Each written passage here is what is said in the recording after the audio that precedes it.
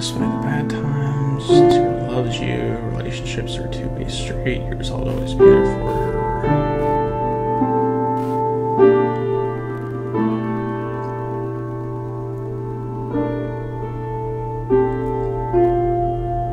I'm gonna do this one.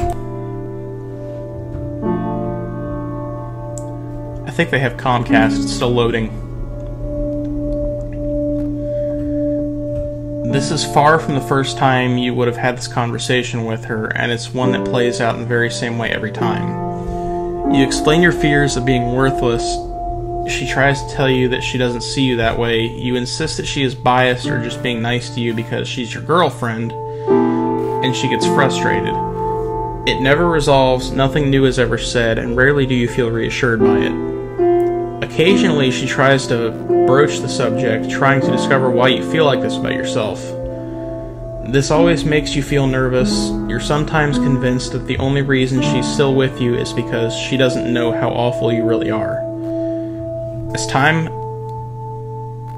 has gone on, I'm not even sure if that's... I'm pretty sure that's a typo. I think that's supposed to be has. You've gotten more comfortable trying to express bits and pieces of your insecurities to her, but it still causes you to feel very on guard, and it's not a conversation that you can have for too long without worrying you're going to scare her away. The weight of an unspoken, unresolved issue in your relationship joins you in the room for a little while, but you dare not pick at it for the rest of the night. Next.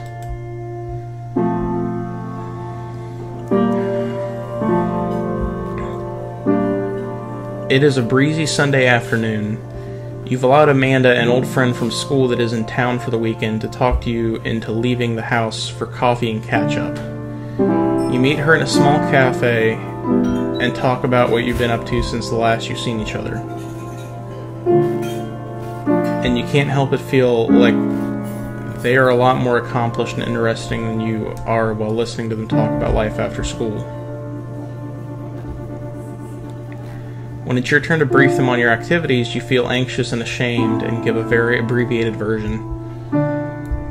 You try to talk about your job as little as possible, and you feel incredibly boring while you describe it despite her expressing sincere interest in you and your life. Amanda has known you long enough to read your mood and tone of voice. She leans in to ask a question while gently touching your hand, a look of genuine concern on her face. What's wrong? Do you... Well, I can't do that one.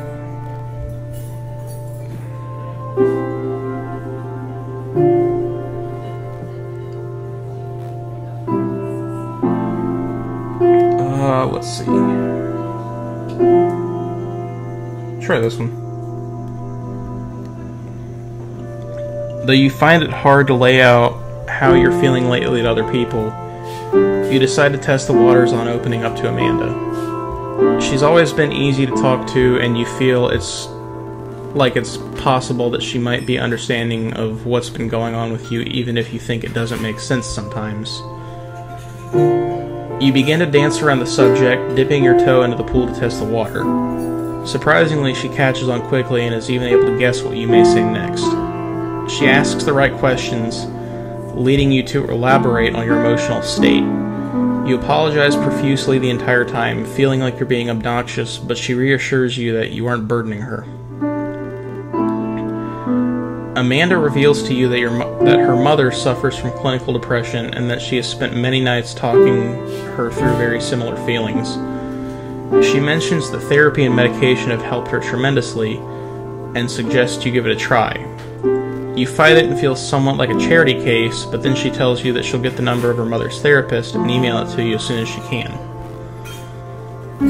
Afterward, a conversation drifts back into place to small talk and shared hobbies, and you spend a pleasant afternoon together. For the rest of the day, you find yourself wondering if therapy or medication can really help you, if you have an illness or are simply complaining too much, and remember horror stories you've heard about antidepressants.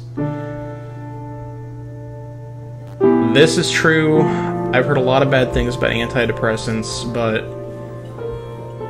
I finally had to swallow my pride and go on them for 6 months just because I had a really bad time last year. Some stuff happened, and I'm not going to go into too much detail. But I will say this, if you're watching this and you decide to go on antidepressants, everybody's body chemistry is different. So what works for one person may not work for you. I can't stress that enough. All of the antidepressants are different chemically. So, you're not sure about what you'll do if she remembers to email you the number for the therapist, and you secretly hope that she'll forget about it so you can avoid dealing with it at all.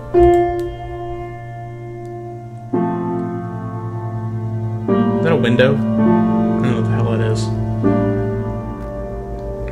It's a glaringly sunny Monday, and one of the few days that your brother Malcolm is in town, and free long enough for you two to actually see each other. You have a dental appointment that day, but you make plans for him to pick you up afterward. Your appointment takes a little longer than expected because your dentist tells you that you started grinding your teeth in your sleep to a worrying degree. Given how nearly everything in your life has been feeling enormous and stressful lately, this doesn't come as a surprise to you. He suggests that you try to reduce your stress levels and fits you for a night guard. It feels awkward and too big for your mouth, and you feel embarrassed looking at your puffed out face in the mirror with it in. You finish up the appointment in a hurry and leave about half an hour overdue for meeting your always punctual brother in the parking lot. You finish up as quickly as possible and leave the building to scan the parking lot for your brother's car, but you don't see his old Civic anywhere. You pass by a blue Camaro and jump as it beeps at you, causing you to jump in surprise. It already said you jumped. I don't really understand why it's reiterating it right there. It takes you a moment for to realize it. God, this game is just full of grammatical errors. But it's Malcolm in the driver's seat. You hop in the passenger seat and compliment him on the new ride, and he mentions that it's a perk of a promotion he's recently obtained at work. He starts telling you about how much more money he's making, how his career is finally taking off, and how he's starting to look at houses with his wife soon. You clutch the bag containing the night guard in your hand as you feel yourself clench down on your teeth and think of your crummy apartment and how long it's been since you've been able to take a day off work without having to worry about making ends meet. He's only 2 years older than you, but it feels like he's eons ahead of you in every other aspect of your lives. So, he asks, how did your appointment go? Did you get drilled full of holes or what? A sense of shame creeps over you.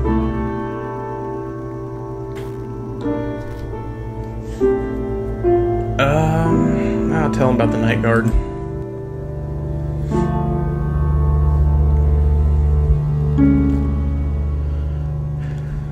Actually, I guess I have been grinding my teeth in my sleep too much. Oh yeah, Malcolm asks. Isn't that a stress thing? Yeah, I guess I've been having kind of a hard time lately. I'm sorry to hear that, kiddo. Malcolm glances over at you. You stare out the window, feeling suddenly self-conscious. As you watch houses and cars zip by, he asks, anything you want to talk about? I don't know, it's hard to talk about. Trying to figure out where to start feels like trying to pin down something flying around in your head. Except it's one of millions of tiny bits of static flying around in there. It's more than talking about specific events because there are times you feel miserable without any specific catalyst to point to. It's a constant din of noise in the back of your head that never goes away, it only ever gets turned down.